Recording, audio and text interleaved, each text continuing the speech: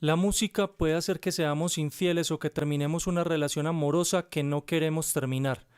Pero para poder entender bien por qué podemos ser infieles siendo manipulados por la música, necesitamos profundizar y tener ejemplos claros de situaciones que todos conocemos y que hemos vivido. Bienvenidos a mi primer podcast sobre la manipulación de la música en las relaciones amorosas y cómo la música influye en nuestro comportamiento y nuestra toma de decisiones. Esto que les estoy leyendo aquí es un resumen de uno de los capítulos de un libro que estoy escribiendo sobre psicología oscura, en donde se habla de todo tipo de manipulaciones que van en contra del amor y las relaciones de pareja. Este capítulo específicamente habla sobre la manipulación de la música y de cómo se puede terminar una relación o cómo se puede hacer fracasar una relación o las relaciones interpersonales solamente a través de la música que escuchamos. Según el neurólogo Stefan Kolk, hay 3 mecanismos neuronales que son los mayormente implicados en la forma en que reaccionamos a la música y son: 1. La amígdala, que es una estructura localizada en el lóbulo temporal y es parte del sistema límbico. Todo lo que haga parte de nuestro cerebro límbico tiene que ver con nuestras reacciones emocionales.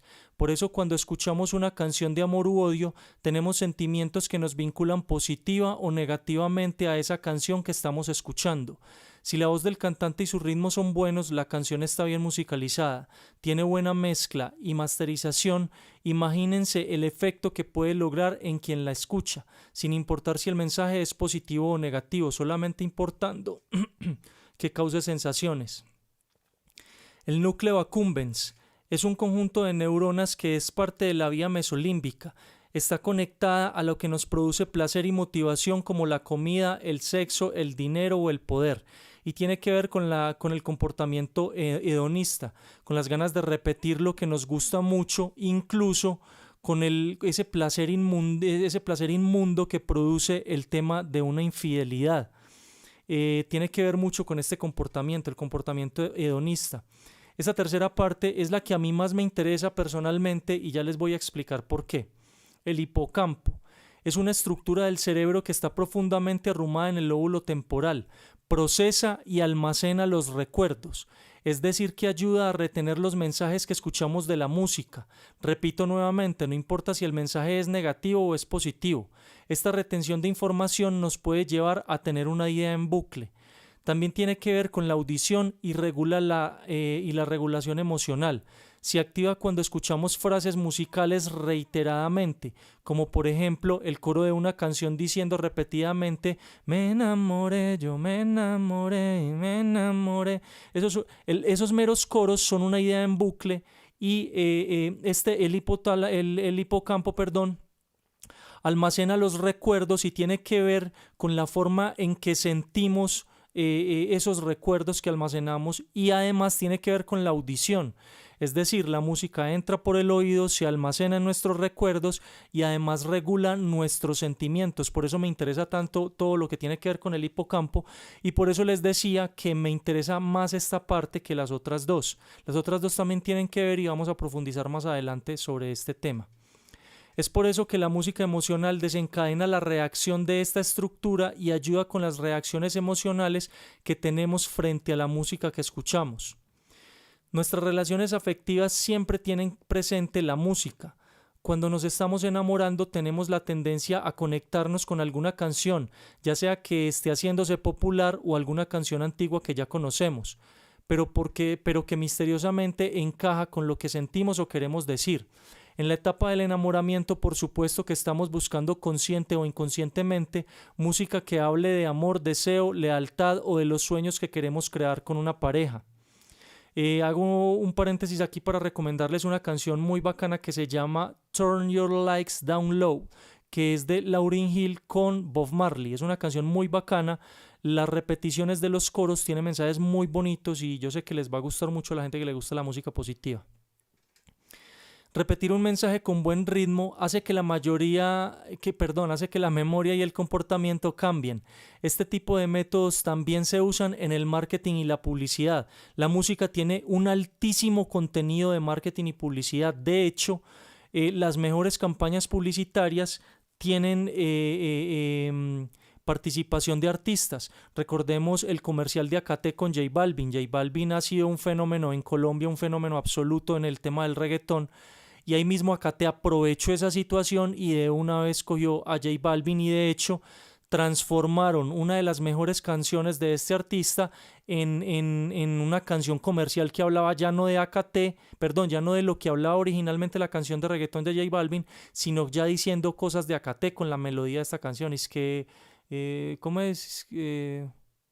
A mí se me olvidó esa canción, pero la pueden buscar. Busquen comercial de J Balvin para motos Acate en Colombia. Muy interesante cómo la música influye en la toma de decisiones y en el marketing. Por ejemplo, Facebook tiene un método que se conoce como remarketing, que sin entrar muy profundo en el tema no es más que enviarle repetidamente un mensaje publicitario a quienes dieron clic en una foto o video que promocionamos en primera instancia. Es decir, tengo un producto, le hago un video, lo subo a Facebook y creo una campaña publicitaria y esa campaña se le muestra a miles de personas que tengan un interés preciso o cercano a lo que ofrezco en mi video. Como por ejemplo si mi video es sobre comida para perros. Esta publicidad se le mostrará a personas que estén interesadas dentro de internet en perros o comida o regalos para perros, mascotas, mundo animal y etcétera y todo lo que se le parezca. Cuando las personas reciben esta publicidad, tienen la opción de dejarla pasar y no ponerle ninguna atención. En todos estos casos, la publicidad deja de mostrarse, se le mostrará cada vez menos a estos usuarios, pero si muchos usuarios sienten interés y deciden reproducir el video, hacer clic en el botón me gusta o leer el texto que acompaña el video, en todos estos casos se les seguirá mostrando continuamente la publicidad a estos usuarios hasta que se les haga natural el anuncio y sientan la confianza para hacer la compra. Incluso a veces se produce la compra sin ninguna necesidad, sino por mera inercia. Entonces miren que repetir un mensaje causa en el cerebro un estado, altera el cerebro para que la persona sienta como natural lo que está viendo repetidamente. Lo mismo pasa con la canción, con la música. Si usted escucha una canción y el coro es repetitivo, por eso el coro se pega, porque se repite y va directamente al hipocampo, lo que hablábamos ahorita, que el hipocampo regula las emociones, la memoria y la audición. Entonces, obviamente, si el hipocampo regula la audición, pues por ahí entra la música, va la memoria y a través de la memoria y esa idea en bucle, porque los meros coros de las canciones ya son una idea en bucle.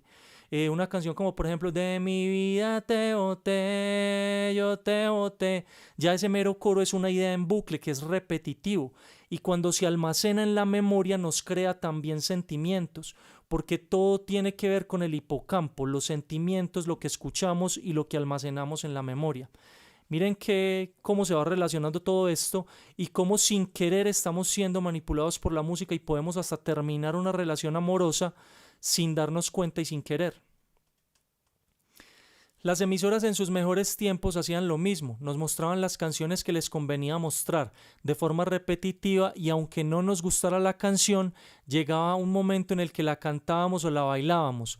Pensábamos inconscientemente en una canción todo el tiempo y pasábamos de una canción que no nos gustaba a una canción que incluso teníamos en nuestras listas de reproducción. No es un secreto el tema de las payolas. Los artistas pagaban y era una competencia como una subasta. El artista que más pagaba era el artista que más veces sonaban. Y así un artista que aunque no nos gustaba la voz o no nos gustaba la canción o algo, nos la repetían tanto y la escuchábamos en todas partes que nos terminaba gustando la canción e incluso la terminábamos bailando en alguna discoteca o etcétera.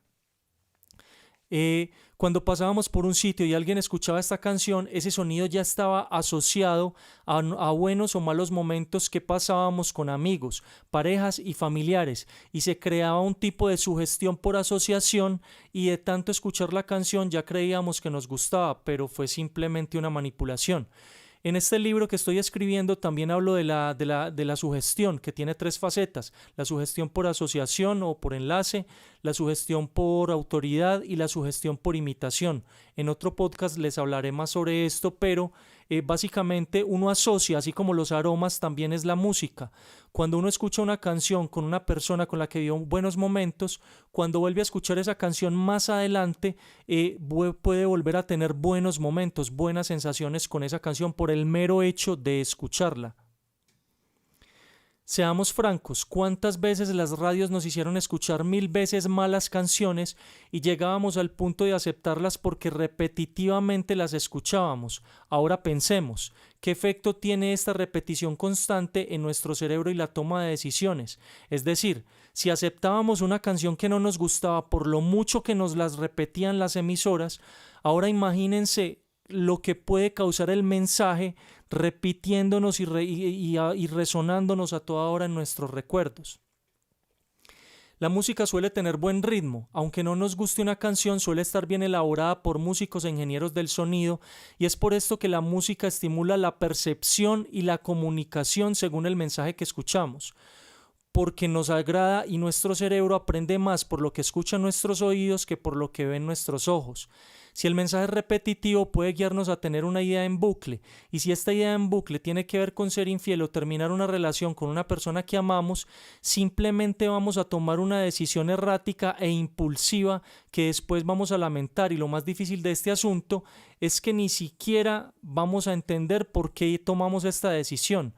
Tal vez por esto es importante empezar a entender la forma en que nuestra sociedad consume música, e incluso tal vez tengamos más conciencia respecto al tipo de artistas que hacemos millonarios con nuestra decisión de consumir sus productos y su arte. Hay que pensar bien en la música que escuchamos. Yo soy artista, tengo 3 álbumes que he sacado al mercado, no he sido un Daddy Yankee ni mucho menos, pero he hecho mis propias giras, he visitado algunos países, he elaborado mis propios conciertos, he lanzado mis propios discos, he producido mis propios álbumes, en fin. Obviamente contando con ayuda de otros productores, tanto audiovisuales como musicales y etcétera, pero haciendo yo todo mi proyecto. Cuando hice mi primer disco, mi primer álbum era en cassette, eso fue a principios de los 90, como en el 92, fueron 6 canciones si no estoy mal. Eran canciones con contenido sobre la amistad, sobre la guerra, pero no apoyando la guerra, sino sobre las consecuencias de la guerra en la sociedad, sobre protestas, sobre política, hablaba sobre el amor, en fin, incluso sobre el despecho, hablaba sobre muchas cosas, pero era un contenido político y educativo. Hacia el 94 yo tengo familia en Panamá y me empecé a interesar mucho por la música Panamá, y ahí conocí la música que estaba haciendo el Chombo. Él les hablará más de esto, pero contando desde la parte de Antioquia, nosotros nos trajimos más o menos en el 94, nos trajimos música de Panamá y la empezamos a sonar en los radios de Antioquia. Incluso empezamos a meter en las emisoras no en las emisoras comerciales, sino en las emisoras de los colegios y universidades. Mucha gente se acordará de nosotros, Alcatraz, que éramos una agrupación, éramos 152 personas, la agrupación en global, y se dividía en varios grupos pequeños, pero entre todos nos organizábamos para distribuir toda esta música que nos trajimos de Panamá en las emisoras. Y de hecho, alguna vez estuve hablando con el gurú del sabor, que él me decía, con razón, cuando yo llegaba a los colegios, los pelados estaban escuchando esta música, y yo decía, pero ¿de dónde es que viene todo esto? Ese fue un trabajo que hicimos nosotros bajo un grupo, bajo un sello que se llamaba Alcatraz, que al mismo tiempo de ser un pequeño sello discográfico, porque organizábamos eventos, producíamos nuestra música, y además de todo queríamos distribuir y pegar la música de los panameños, y pensábamos que al distribuir y pegar la música de los panameños íbamos a tener nosotros entrada, pero no fue eso lo que sucedió. La música de los panameños era un poco cómica, porque por ejemplo, cuando hablaban de quieren chorizo, digamos que sí es de alguna manera, pero tenía más comedia. Era música buena energía, como para hacer fiesta, como para chacotear, para molestar, y en fin, para pasar un buen rato. Y los videos eran muy chistosos, por lo menos nosotros, al igual que muchos otros jóvenes de los 90, nos reíamos con esa música. Pero a finales del 99 nos tocó empezar, entre el 96 hasta finales del 99 se fue dando como una transformación de la música, y a finales del 99 a través de Telemundo empezamos a conocer aquí mucho de lo que era ya el reggaetón boricua. Los panameños al reggaetón le decían plena, los boricuas le pusieron, si no estoy mal, ya eso lo hablará el Chombo, que es el que ha estado hablando de estos temas y ya él nos pondrá más en contexto, pero si no estoy mal, los boricuas le pusieron reggaetón porque era reggae con ton, por el ton que lleva en el bombo el género que los boricuas estaban manejando.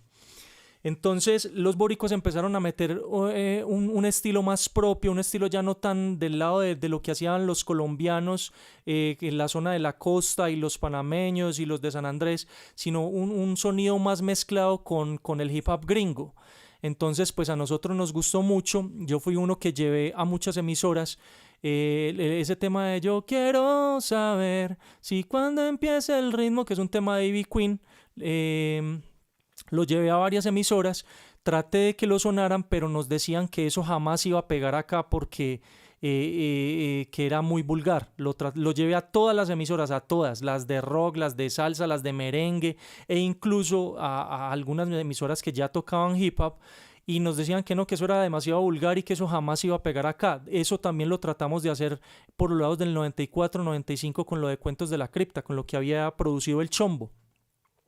Entonces tratamos de hacer muchas cosas y al final ese cambio de música, ese cambio de la ideología en la música también me obligó a adaptarme y hacer una música más sexualizada y más orientada a la rumba, porque era adaptarme a lo que estaba pasando o cambiar de profesión y ya había trabajado muchísimo, había trabajado toda la década de los 90, desde 1990 hasta ya llegando el 2000, había trabajado por la disquera que en ese entonces se llamaba Alcatraz, había hecho muchísimas cosas, habíamos organizado muchos eventos, muchos conciertos y habíamos participado en otros eventos y conciertos de otras personas, había grabado ya un disco y para salir y terminar con la música no era propicio.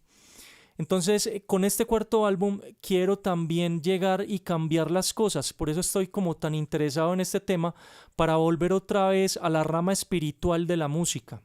Y vamos a continuar con la influencia de la música en el tema de las relaciones amorosas. La música que escuchas, si tiene mensajes negativos, puede llevarte a comportamientos impulsivos, estrés o trastornos emocionales. Las personas buscan en la música reacciones emocionales según el contexto. Por ejemplo, en los ritmos como el reggaetón buscamos música que incite al baile y el contacto, la atracción sexual, el coqueteo y la creación de cercanía física en diferentes tipos de relaciones amistosas, amorosas y sociales en general. Para estudiar, por ejemplo, muchas personas buscan música electrónica suave y sin contenido de palabras, como el chill out y similares, y también música clásica o instrumental en general. Para protestar y temas políticos buscan el rock, rap y otros géneros orientados a este fin. Sin embargo, nada es absoluto, porque hoy en día cada género tiene componentes de otros géneros, según la ideología, educación e intereses del artista. Por ejemplo, el reggaetón busca un público más dado a la rumba, pero una canción de este género puede tener contenido romántico. Les recomiendo, por ejemplo, Paulo Londra, que hasta el momento no le he visto música sexualizada. Le he visto unas letras bastante bonitas en un ritmo muy bailable de reggaetón e incluso un hip hop, por ahí le he visto al hombre también.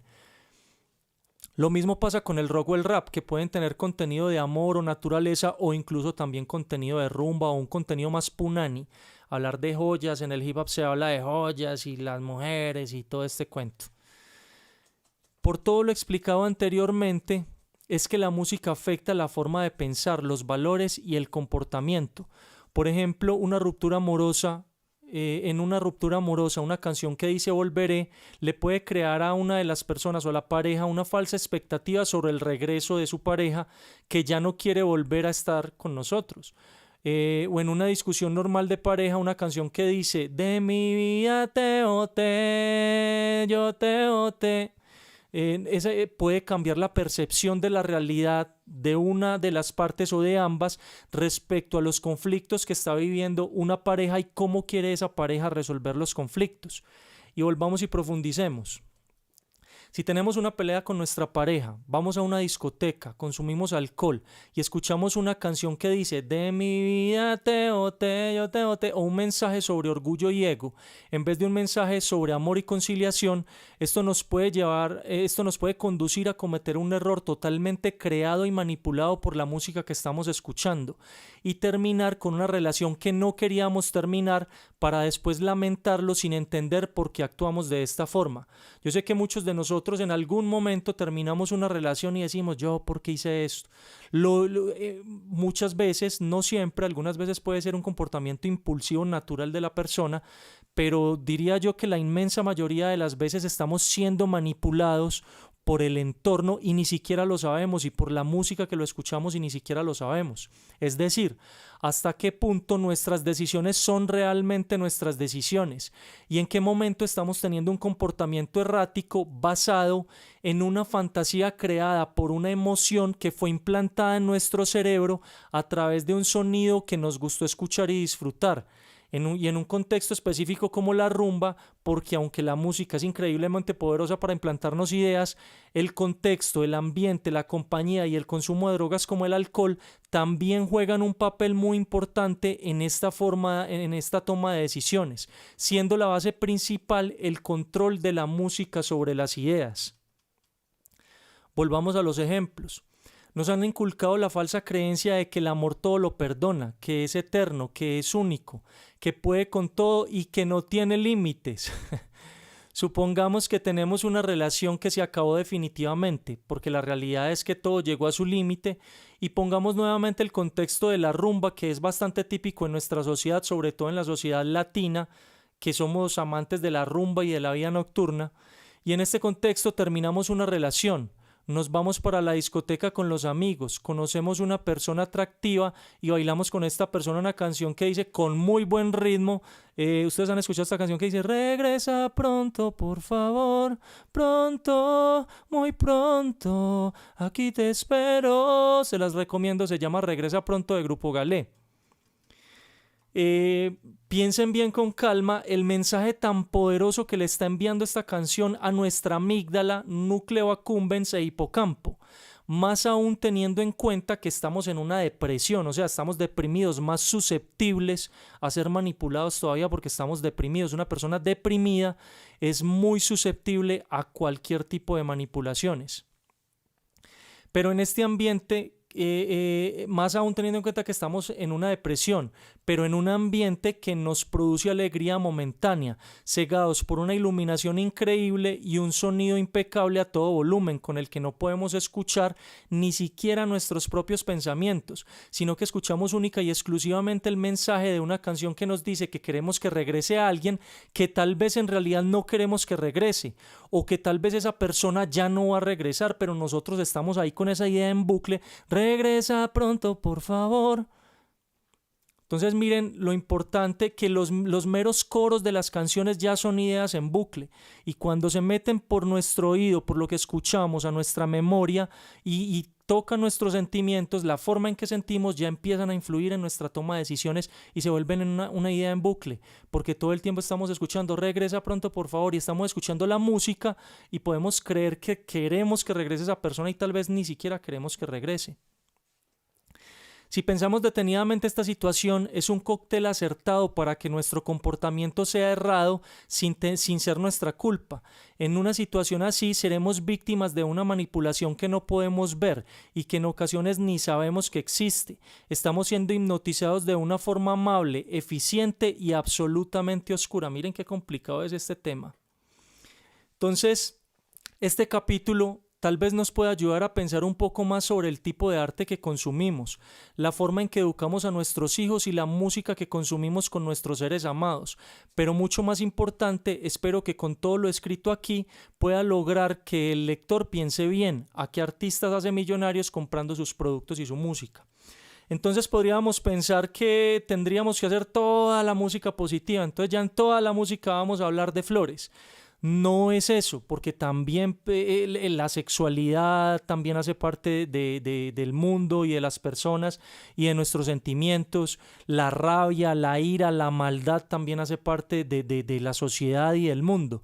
pero entonces no volver absoluto el lado oscuro en la música, no volverlo absoluto, sino aprender a mantener un equilibrio. De hecho, podría ser sano inclinar un poco más la balanza hacia el lado claro de las cosas. Entonces, por eso quería leerles esta parte de este resumen que hice de lo que estoy escribiendo en mi libro sobre la influencia de la música en las relaciones afectivas y cómo una canción puede llevarnos a que terminemos una relación y a que tomemos decisiones erróneas frente a la pareja que tenemos. Y cómo nosotros como artistas además también podemos llegar a tomar decisiones absolutamente erradas solamente por la música que escuchamos y además por la música que producimos. Los artistas tenemos una responsabilidad humanitaria, por decirlo de alguna, responsabilidad social de producir música con contenidos claros. Por eso mismo no he sacado mi cuarto disco. En mi cuarto disco también hay canciones de tristeza, también hay canciones de despecho y de Yo me fui, y hay canciones de rabia, pero quiero sacar más canciones también orientadas al amor, a lo que es bueno y a lo correcto y a cuidar a la pareja y a todo ese tipo de cosas, precisamente buscando recuperar todo lo que se perdió desde la llegada de la música que pasó en el 2000, porque así lo percibo yo. Desde la llegada del reggaetón hipersexualizado se transformó la música. Don Omar lo decía en una entrevista, hablando de Anuel y hablando de la música, decía Don Omar, que si a una hija de él le llega un novio escuchando la música de Anuel, el hombre se va a colocar grave porque pues hay cosas que comprender en todo este asunto. Espero que les haya gustado mi primer podcast. Este es pues al ser mi primer podcast sufrí muchas equivocaciones. Pero les voy a estar leyendo mucho más sobre lo que he estado escribiendo sobre mi libro y cuando esté listo, cuando lo tenga más completo y cuando lo vaya a lanzar les estaré contando. Los invito a que se suscriban en mis redes sociales, que les dejaré el link aquí abajo. Van a encontrar los links sobre cómo encuentran mis redes sociales para que me apoyen suscribiéndose en mi Instagram, en mi Facebook, en mi canal oficial de YouTube, que recién lo empecé. Apenas voy a empezar con este canal cero, nuevo, desde cero, sin un solo seguidor, y espero que me ayuden siguiéndolo. Espero que también me hagan sus preguntas. Si hay alguien conocedor del tema, también me gustaría mucho que haga preguntas o sugerencias o que cree debates en los comentarios o que también me etiqueten en videos y etcétera, para que conversemos más sobre este tema que me gusta mucho.